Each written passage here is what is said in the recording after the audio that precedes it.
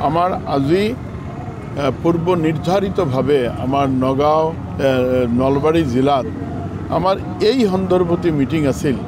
আমার ডিআরএসি meeting, district road safety কাউন্সিলের meeting আছে, আরও 2-3টা ঠাইত আমার পাব্লিকের লগত রোডের যে আজিৰ দিনত যে এক্সিডেণ্টবিলাক চলি আছে সেইটো আমি কেনেকুৱা ৰোধ কৰিব পাৰোঁ, ৰোডত আমি কেনেকুৱা ৰাইজক আমি সেফটি দিব পাৰোঁ, তাৰ কাৰণে আমাৰ বিভাগ, পুলিশ বিভাগ, এক্সাইজ আৰু ফিচাৰী ইত্যাদি বিভিন্ন বিভাগ মিলি আমি কাম কৰি আছোঁ। আপোনালোকে দেখি আছে আজি আমাৰ গুৱাহাটীৰ তেওঁলোকো আহিছে, আমাৰ লগতে আমাৰ নলবাৰীৰ যিসকল এই ৰাস্তাৰ লগতে জড়িত হোৱা মানুহ গোটেইখিনি আহিছে।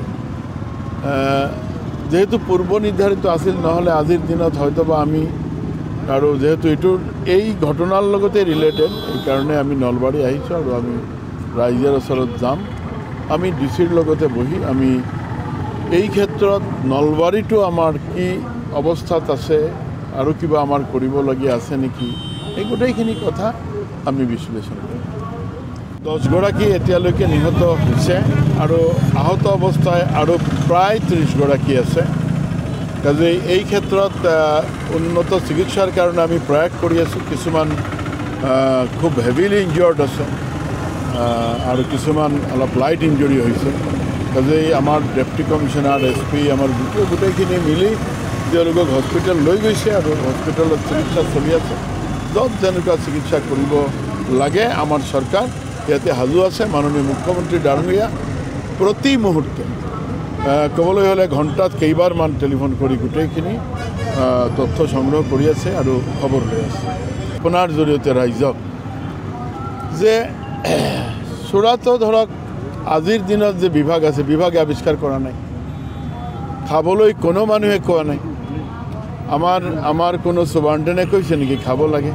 মই কৈছোঁ নেকি খাব লাগে? আমাৰ মাননীয় মুখ্যমন্ত্ৰীয়ে কৈছে নেকি? প্ৰধানমন্ত্ৰীয়ে কৈছে নেকি? ইয়াতে থিয় হোৱা মানুহবিলাকে কৈছে নেকি? কোনে কোৱা নাই। তেনেহ'লে যিসকলে খায় তেওঁক আমি সুধিব বিচাৰোঁ যে তেনেহ'লে আপোনাৰ পিতৃ মাতৃয়ে কৈছে, আৰু নহ'লে আপোনাৰ ধৰ্মগুৰুৱে কৈছে, নহ'লে আপোনাৰ শিক্ষাগুৰুৱে কৈছে, তেওঁলোকেতো কোৱা নাই। এতিয়া আপোনাৰ ইচ্ছা হৈছে আপুনি কোনটো খাই আছে। আমিতো ধৰক ভাৰতবৰ্ষৰ মানুহক বাদ দিয়ক, আপুনি অসমত 3,40,00,000 মানুহ আছে। আমিতো আৰু 3,40,00,000 মানুহৰ খাদ্য তালিকা আমি পৰীক্ষা নিৰীক্ষা কৰিব নোৱাৰোঁ যে কোনে ক'ত পানী খাই আছে, চুৰা খাই আছে, ভাত খাই আছে। কিন্তু এই ক্ষেত্ৰত আপুনি খোৱাৰ আপোনাৰ জ্ঞান আছে আৰু খাই কেনেকুৱা চলিব লাগে সেইটোৰ যদি জ্ঞান নাথাকে তেনেহ'লে বোলে ডাঙৰ কথা হৈ যায়।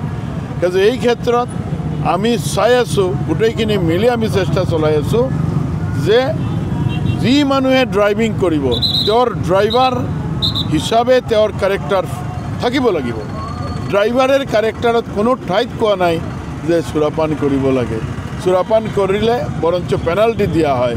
কিন্তু এই ক্ষেত্ৰত যিসকলে যান বাহন চলাব তেওঁলোকে নিশ্চিতভাৱে এই কথাখিনি মানি চলিব লাগে। আৰু যদি মানি নচলে আপোনালোকে জানে আমি প্ৰয়াস কৰি আছোঁ যে কেনেকুৱা তেওঁলোকক আমি পেনাল্টি কৰিব পাৰোঁ। আৰু আজিকালি ধীৰে ধীৰে আইনবিলাক বলবৎ আমি কৰি আছোঁ যাতে ইন ফিউচাৰত যিসকলে চোৰামুক্ত হৈ গাড়ী চলায় তেওঁলোকক আমি যাতে জেললৈকে প্ৰেৰণ কৰিব পাৰোঁ।